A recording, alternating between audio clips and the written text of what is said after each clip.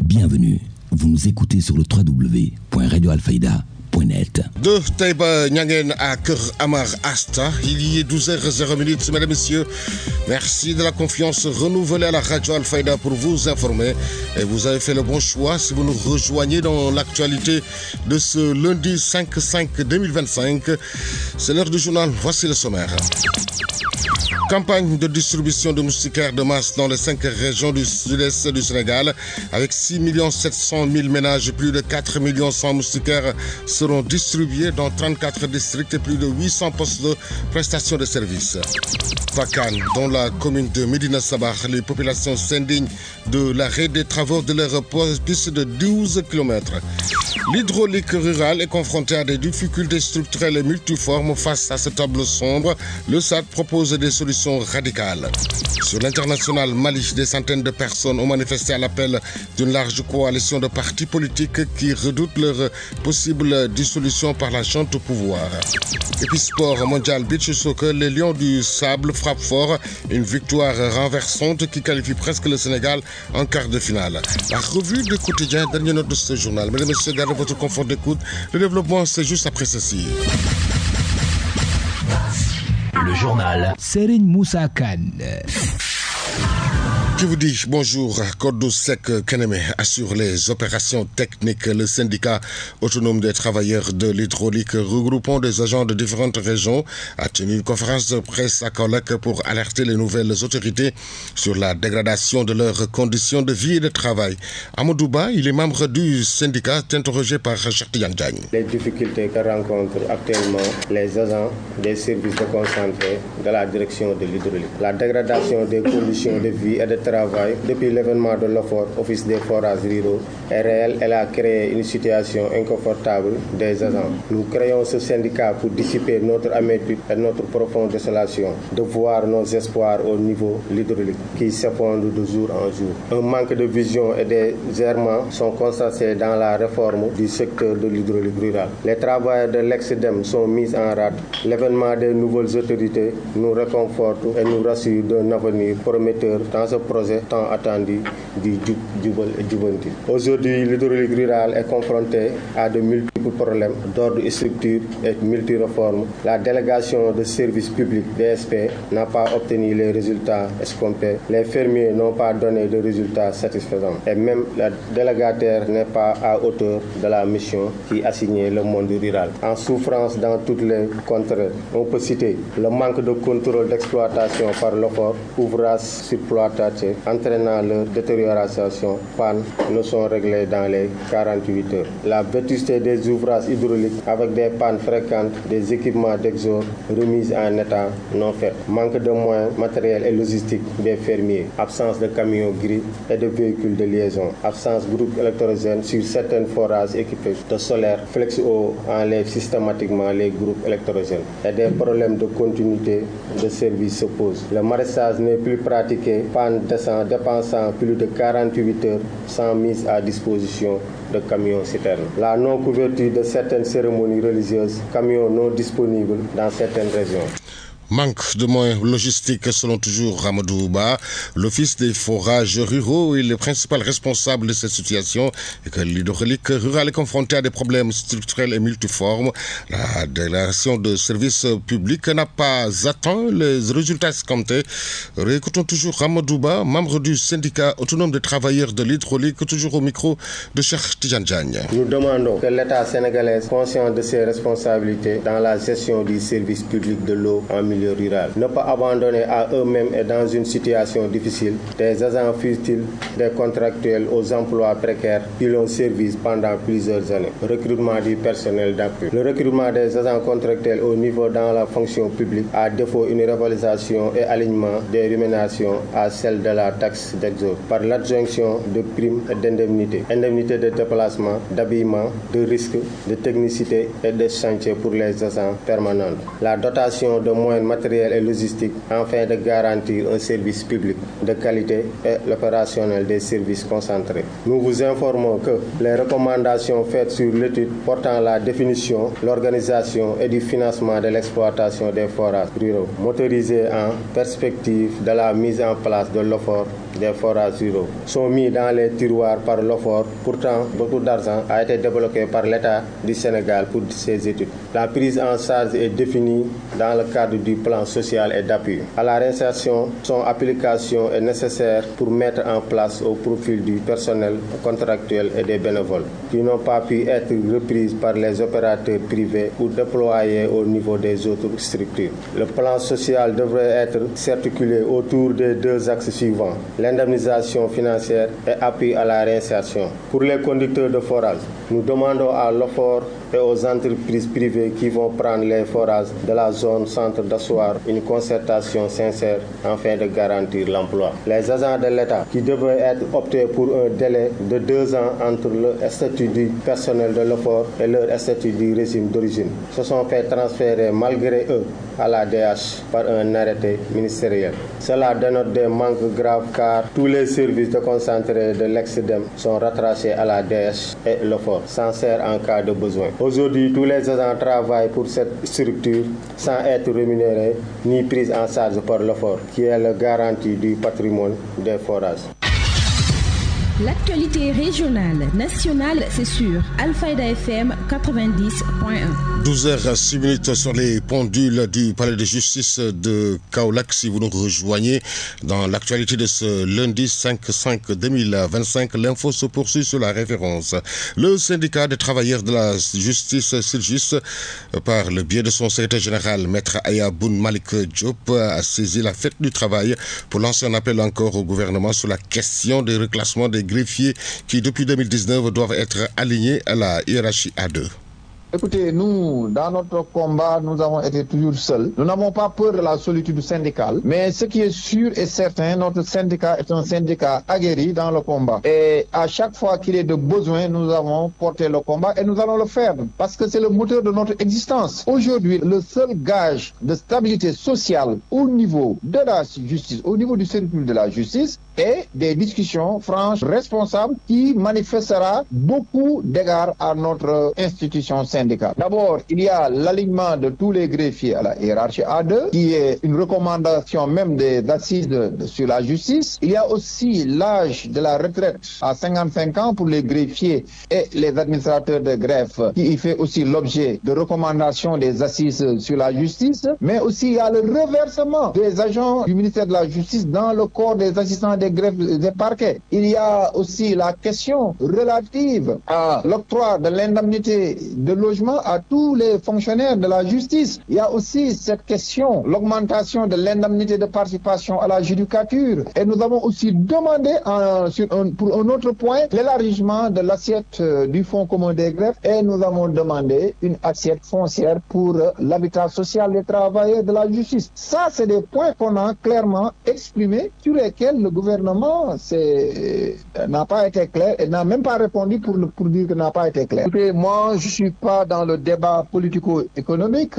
On nous a vendu un projet qui suscitait l'espoir, donc il appartient au gouvernement de trouver des solutions à ces problèmes. Parce que, vous savez, la justice est un secteur névralgique de l'état de droit que nous sommes. On ne peut pas laisser la justice dans des considérations basiques, parce que les travailleurs de la justice ont droit quand même à un minimum d'épanouissement. C'est ce que nous avons demandé, tout ce que nous avons demandé, mais nous l'avons minimalisé. Donc, je crois qu'aujourd'hui, on ne peut pas nous opposer des difficultés d'ordre économique. À l'instant, Maître Aya Boun Malik Diop, secrétaire général du SYTJUST, qui a pris ses distances avec le Pacte national de stabilité sociale. Le secrétaire général, Maître Boun Malik Diop, a dénoncé l'absence de réponse aux revendications spécifiques de sa corporation et le manque d'inclusivité dans la démarche. Réécoutons-le. Le gouvernement, dans ses engagements, en ce qui concerne nos attentes, n'a seulement fait état d'un parachèvement du statut des greffiers et autres après formation. Non seulement cet engagement est lacunaire, mais il dénote un manque de considération à l'ensemble de la justice en général, mais plus particulièrement à l'endroit des travailleurs de la justice qui contribuent à l'exercice du pouvoir judiciaire et à l'offre de services publics. Nous voulons que le gouvernement nous manifeste de la considération et du sérieux dans les affaires qui nous concernent. C'est pour cela que nous le disons publiquement, nous ne nous reconnaissons pas dans ce pacte national de stabilité sociale pour une croissance inclusive et durable, parce que la démarche n'est pas inclusive et certainement ce pacte ne sera pas durable. Nous demandons au gouvernement de provoquer dans les meilleurs délais une rencontre avec le syndicat des travailleurs de la justice pour que nous puissions discuter de manière crédible et sérieuse de nos préoccupations, sans quoi nous allons reprendre le combat pour la défense des intérêts matériels et moraux de nos mandats. L'absence de réponse aux revendications spécifiques de sa corporation et le manque d'inclusivité dans la démarche. Vous venez d'entendre les explications de Maître Ayaboun Malik Diop. Ahmed Diouf, le secrétaire général du syndicat des travailleurs de la Poste, récuse le président du Haut Conseil du dialogue national qui compte boycotter tous les comités et instances de dialogue social pour ne pas y être conviés. Je pense que nous n'excluons pas de nous faire entendre parce que voilà, si l'État persiste avec les centrales syndicales, avec cette signature de pacte de stabilité, et comme je l'ai dit tantôt, qui n'engage pas les secteurs qui sont aujourd'hui en difficulté, alors nous n'excluons pas comme le secteur de la santé parce qu'il y a des protocoles d'accord qui ont été signés avec l'État du Sénégal et il reste que les décrets d'application. Maintenant, si l'État refuse de respecter ses engagements, donc la GTSB se fera entendre, voilà, et un plan d'action sera en tout cas mis sur place et nous allons nous faire entendre. En tout cas, nous allons soit aller en grève, en tout cas, ou organiser des manifestations, en tout cas, pour montrer à l'État que nous ne sommes pas concernés ou voilà par ce pacte qui ne prend pas en compte donc les problèmes des secteurs. Nous avons saisi aussi cette occasion pour en tout cas réclamer notre victoire, la victoire que nous avons obtenue lors de la dernière élection de représentativité. Parce que comme vous le savez, la GTSB de Mballo Dia Thiam est sortie en tout cas de ces élections avec 10,20. Et jusqu'à présent, l'administration en tout cas générale tarde en tout cas à nous délivrer, en tout cas à nous donner notre victoire. Parce que ça c'est une injustice que nous dénonçons fermement. Nous réclamons également l'optation de notre récépissé. Nous saisissons cette occasion ensuite pour recuser en tout cas le président du Haut Conseil du dialogue social. Et nous comptons aussi boycotter tous les comités et instances de dialogue social. Parce que nous pensons que le président du Haut Conseil de dialogue social en tout cas, ne joue pas franchement le jeu. Voilà, parce que jusqu'à présent au niveau de notre centrale, on ne convie pas aux discussions qui sont en tout cas faites avec les centrales syndicales. À l'instant, le secrétaire général du syndicat des travailleurs de la Poste, Ahmed Diouf, selon l'économiste et enseignant à l'université Cheikh Anta Diop de Dakar, Maïs Babou, sur ce pacte de stabilité sociale. Il préconise la négociation, seul gage de cette stabilité, et reconnaît que c'est une première de voir des économistes et l'État du Sénégal s'accorder. Il est joint au téléphone par la rédaction de la radio Al-Fayda. C'est une première dans l'histoire du Sénégal. Je crois qu'on n'a jamais eu autant de temps, 3 ans, pour que les acteurs économiques et l'État s'accordent sur quand même un deal qui mettra forcément l'économie du pays en travail. Parce que, quoi qu'on puisse dire, nous sommes un pays en développement. Il nous faut travailler, encore travailler et toujours travailler. Pour cela, je crois que non seulement il faut stabiliser les mouvements syndicaux, mais mieux moi-même, je croyais que dans les négociations, on allait même diminuer le nombre de jours fériés. Parce que moi, je suis musulman, mais c'est quoi Tamkharit le lendemain, c'est férié. C'est franchement pas justifié. Et c'est la même chose avec des fêtes de père ou de mère, qu'on voit très souvent aussi de l'autre côté. Mais tout compte fait, 3 ans sans mouvement, je crois que c'est une très grande réussite de négociation pour le gouvernement. Maintenant, il faudra comprendre aussi que le gouvernement qui a réussi ce pari-là doit aussi respecter les différentes revendications des travailleurs pendant ces 3 ans et essayer d'apporter des solutions. À chaque fois que de besoin, comme le Premier ministre l'a dit d'ailleurs, il faut que les ministres ouvrent leurs portes et répondent aux correspondances. Parce que c'est seulement dans la négociation quand même qu'on pourra bénéficier de ce pacte de stabilité et éviter donc de chamailler pendant ce bref temps qui profite largement à l'économie. Vous suivez le journal. Sur Alfayda FM, la radio qui vous informe partout que vous soyez dans le monde. Pakane, dans la commune de Médina Sabah, dans cette localité, les populations s'indignent de l'arrêt des travaux de leur piste de 12 km avec l'appui du FERA qui a financé les travaux pour un coût global de 400 millions pour une durée de 6 mois depuis Nioro, suivant la correspondance de Seydina Aline Keita. L'arrêt des travaux de la piste que le programme FERA avait offert aux populations de cette Pakane a fini de créer une inquiétude chez les habitants. Katim Touré, le porte-parole du collectif pour la défense des intérêts des Pakane. Les travaux de la piste de 12 km que le village de Pakane avait bénéficié grâce à un projet sont finalement aux arrêts. Cela inquiète vraiment les populations. Nous voulons réellement savoir les causes parce que l'entreprise en charge des travaux nous avait signifié qu'ils seront achevés d'ici 6 mois. Mais au moment où je vous parle, les travaux sont finalement arrêtés. D'ailleurs, si les travaux ne sont pas achevés d'ici l'hivernage, les populations seront confrontées à des réelles difficultés, notamment pour se déplacer. Nous risquerons de confronter des difficultés réelles, surtout avec l'hivernage. Non seulement ils ont amorcé nos champs, nous n'avons pas de problème même avec les champs, mais les routes qu'ils ont déjà gradées risquent de nous causer des dommages. Avec la saison des pluies, nous risquerons même de ne pas accéder à nos structures sanitaires en cas de maladie.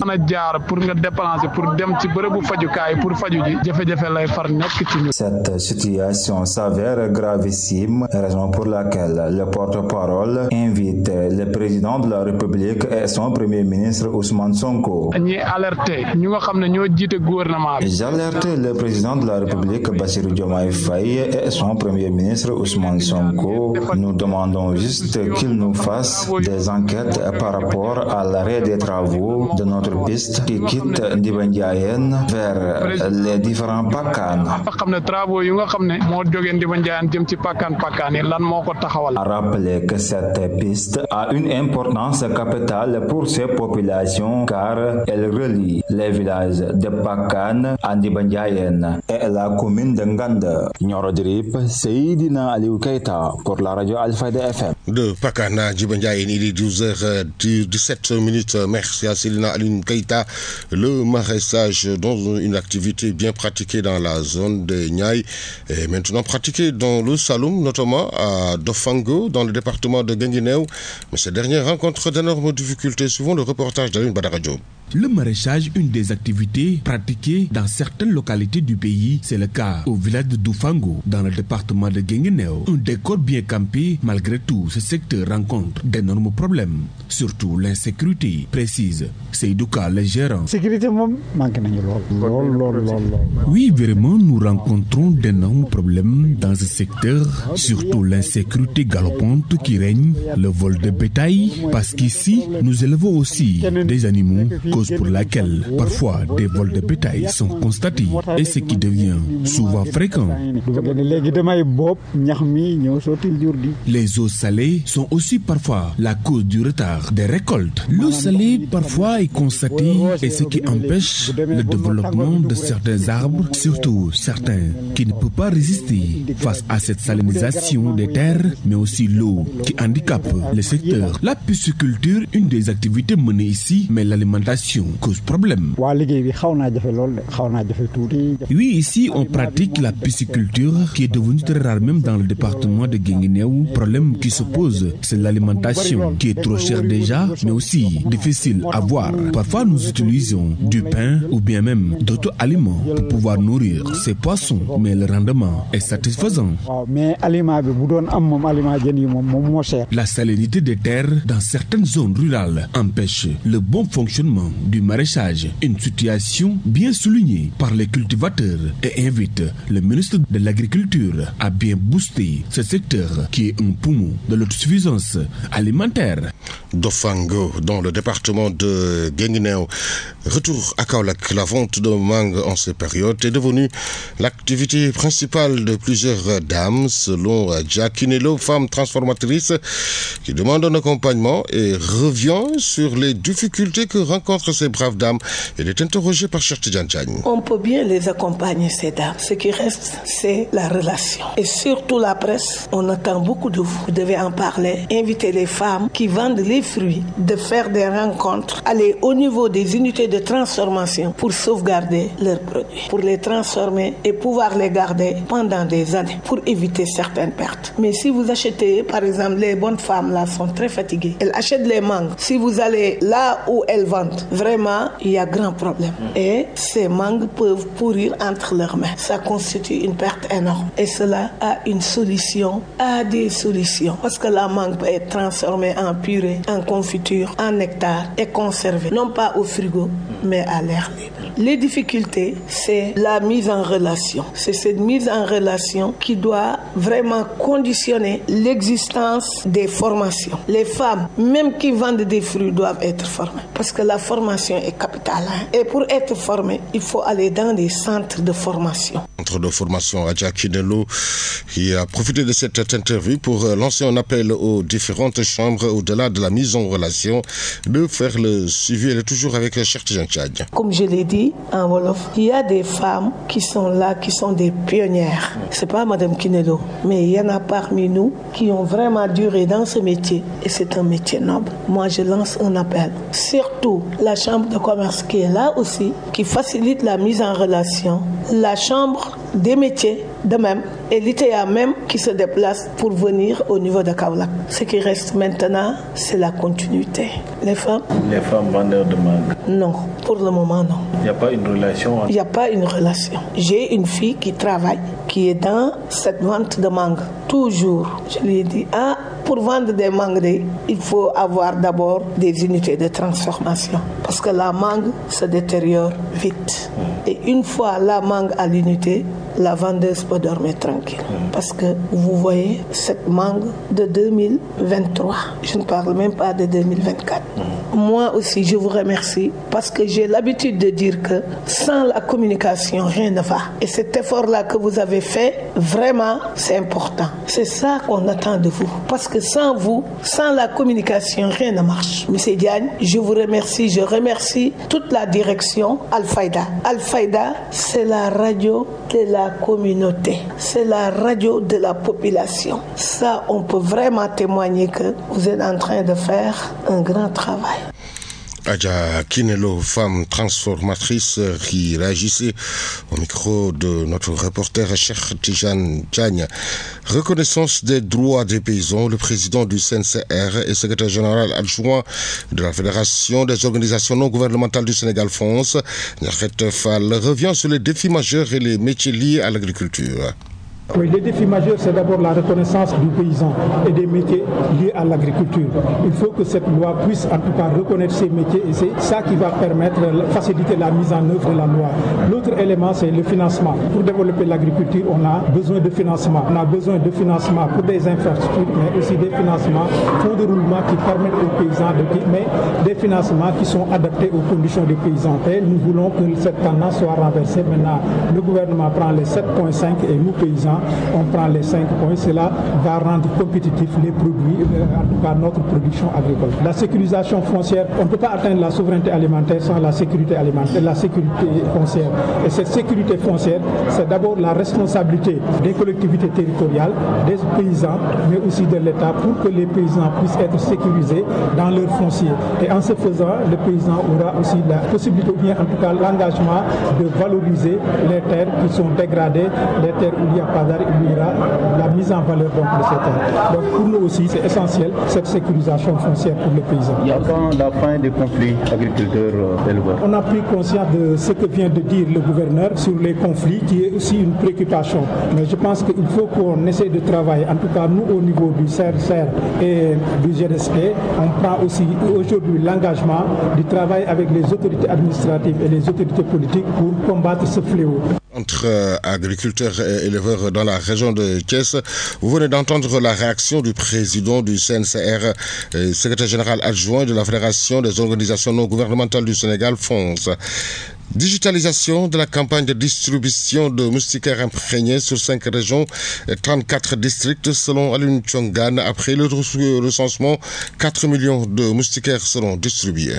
Cette campagne va concerner 8 directions régionales du Sénégal. Ce sont les 5 régions du sud-est, la région de Matam et les 2 régions du centre, c'est-à-dire la région de Kaolack et la région de Kaffrine. Donc ces régions couvrent environ 34 districts et plus de 800 postes de prestation de services. Après le recensement, il est prévu de couvrir environ 6 700 000 ménages. Et avec ces 6 700 000 ménages, on a prévu de distribuer plus de 4 100 000 moustiquaires imprégnés d'insecticides. Et l'autre élément nouveau, c'est la digitalisation. Parce que jusqu'ici, la campagne se faisait avec des formulaires en version papier. Cette année, ce sera une campagne qui sera entièrement digitalisée. Les objectifs, c'est déjà de recenser l'ensemble des ménages dans les 8 directions régionales, de toucher les 100% de ces ménages-là lors de la distribution, mais surtout de convaincre au moins 80% de la population à utiliser ces moustiquaires avec les 3 toute la famille, toutes les nuits, mais également toute l'année. C'est ça qui permet d'avoir une efficacité. Et l'OMS nous a dit que lorsqu'on arrive à convaincre au moins 80% de la population à dormir sous moustiquaire, on arrive à réduire de 25% la mortalité. Actualité internationale. Sur l'international, Mali, des centaines de personnes ont manifesté à l'appel d'une large coalition de partis politiques qui redoutent leur possible dissolution pour la chute au pouvoir.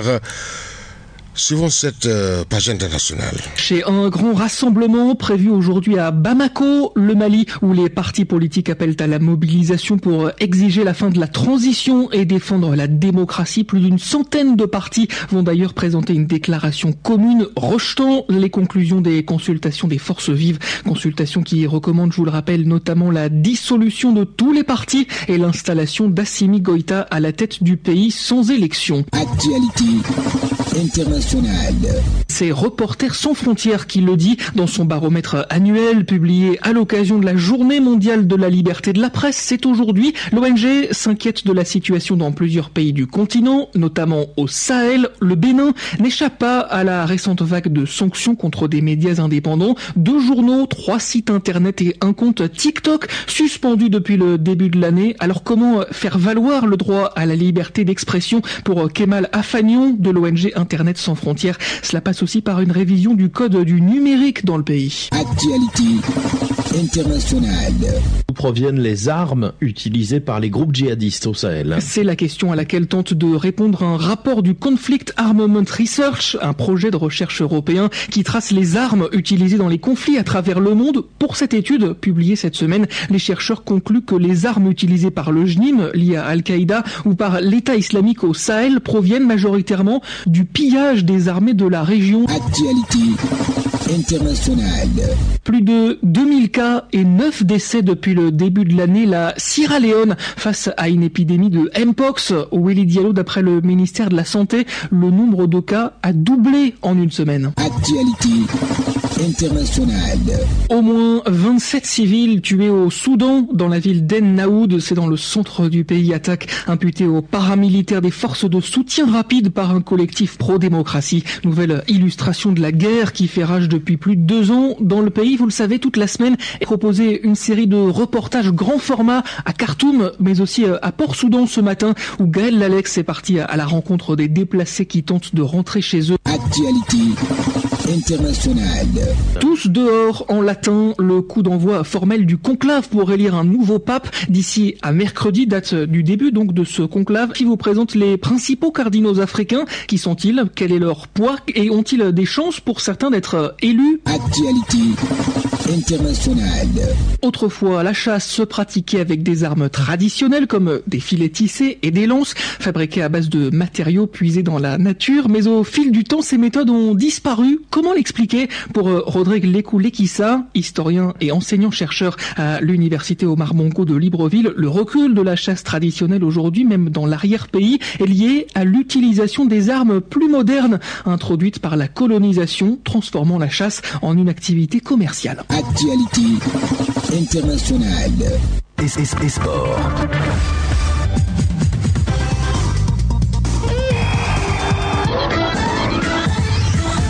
Une page sportive que nous ouvrons avec le mondial beach soccer qui se déroule actuellement à Seychelles. Hier, Oman a battu Salvador 5-4 après prolongation. Tahiti battu par le Sénégal 6-3. Le Sénégal est qualifié. Brésil bat Italie 2-1. Espagne bat Chili 4-3. Aujourd'hui, Bélarus joue Guatemala. Paraguay joue la Mauritanie. Japon joue Seychelles. Iran joue Portugal. Football chez nous, 22e journée Ligue 1. Dakar Sacré-Cœur s'incline devant Sonacos 0-2. Génération Foot perd devant HLM de Dakar 1-3. Teungueth FC bat Walidan 1-0. AS Pikine US Gorée 0 partout. Jaraaf Jamono de Fatick 1 partout. Casa Sport Oslo FA 0 partout. AGEL Guédiawaye Football Club 1 partout. La suite ce soir à 17h, Linguère reçoit US Ouakam. Pour la Ligue 2, Thiès FC bat Celeps Excellence 3-2. AS Douane s'incline devant Jambar 0-2. Cambérène perd devant Jambour de Louga 1-2. Et Samaï FC bat Kaffrine 3-2. RS Yoff NG Begnar Italie 1 partout. AS Bambey bat Étoile Lusitana 1-0. Stade Mbour bat Duc 1-0. AS Saloum s'incline devant Amitié FC 0-2. Pour la Nationale 1, 18e journée, Assug de Ziguinchor perd devant Modèle de Bao 0-1. Ajamat FC bat Toglou de Dias 2-0. Guelwaar bat Gazelle de Kédougou 1-0. Damel de Tivaouane bat Pépinière Sud 1-0. US Rail s'incline devant Don Bosco 0-1. AS Kolda bat Demba Diop 3-1. Ce soir, la suite, Cœur Foot joue Coton Sport. Chez les dames, 17e journée, KFC et AFA de Grand Yoff ont fait match nul blanc, 0 but partout pour la Nationale 2.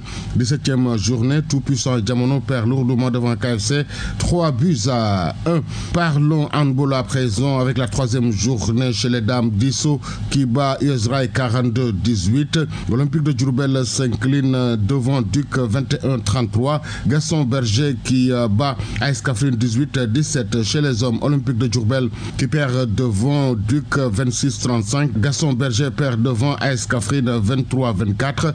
AS Jaraaf qui perd devant US Gorée 21-30.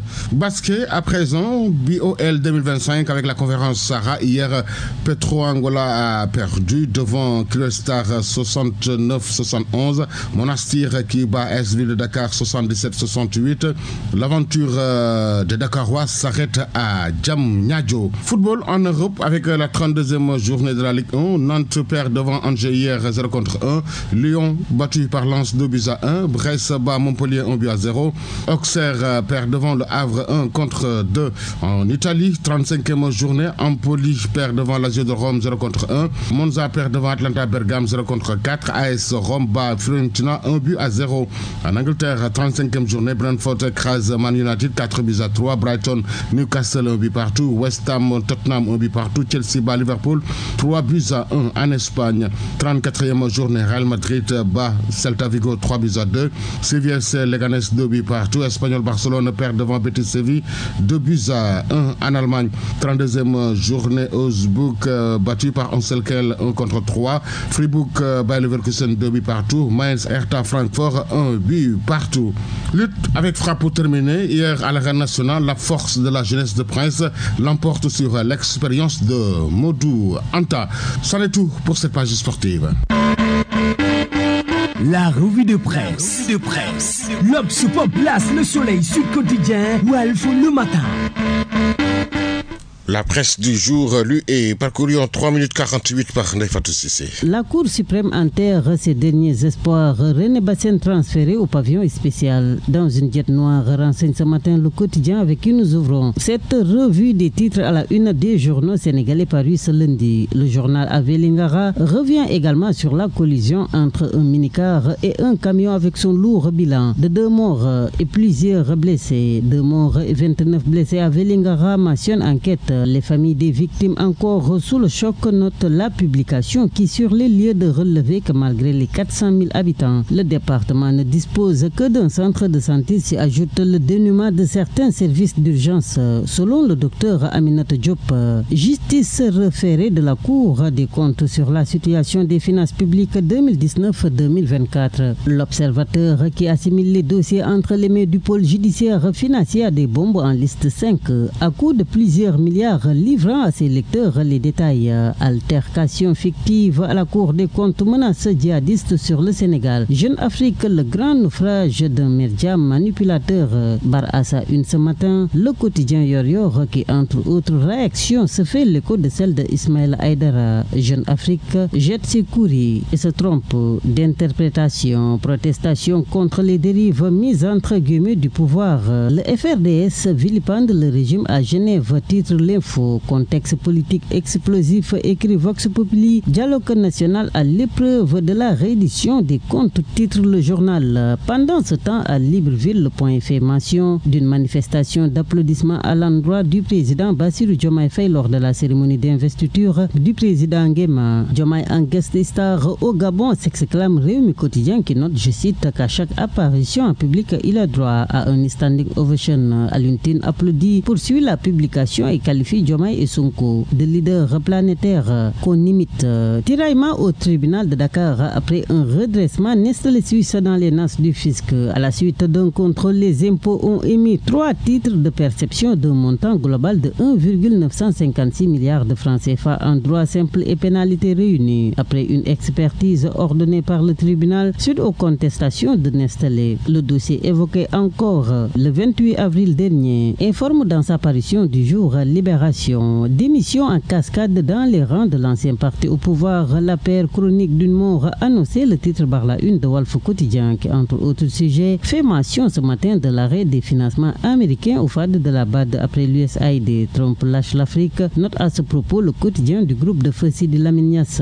Gel des zones économiques spéciales. L'APIX hypothèque l'industrialisation et l'emploi des jeunes. Titre point actu. Omar Blondé Diop, Mamadou Dia, Maître Babacar Sey, Direct News d'annoncer ainsi ce matin que 3 révisions de procès historiques sont en téléchargement. Et puis là, au Dakar 2025, met le focus ce matin sur les promesses d'Ousmane Sonko au moment où le quotidien national à l'installation de Monseigneur André Gueye comme archevêque de Dakar darde ses rayons sur une nouvelle aube ecclésiale. Nommé en février dernier, écrit Le Soleil, le nouveau pasteur de l'archidiocèse de Dakar a pris possession de la cathédrale hier dans une grande ferveur avec une forte représentation des autorités religieuses, musulmanes et politiques. Sport mondial Beach Soccer 2025. Le Sénégal renverse Tahiti 6 buts contre 3 et s'ouvre la voie des quarts de finale, titre point actu sport. Et par ricochet se réjouit également Réumi Quotidien et Sport Plus. L'équipe nationale se qualifie pour les quarts au mondial Beach Soccer. C'est la fin de cette édition. Merci à Kodoussek Keneme qui en a assuré la partie technique. La rédaction en chef a été assurée par Adey Fatou Sissé. Était devant ce micro Serigne Moussa Kane. L'info revient dans moins de 23 minutes. Ce sera en Wolof tout de suite le rappel de ce qui a fait l'essentiel de ce 12 heures. Campagne de distribution de moustiquaires dans les 5 régions du sud-est du Sénégal avec 6 700 000 ménages, plus de 4 100 000 moustiquaires seront distribués dans 34 districts, plus de 800 postes de prestation de services. Pakane, dans la commune de Medina Sabah, les populations s'indignent de l'arrêt des travaux de leur piste de 12 km. L'hydraulique rurale est confrontée à des difficultés structurelles et multiformes.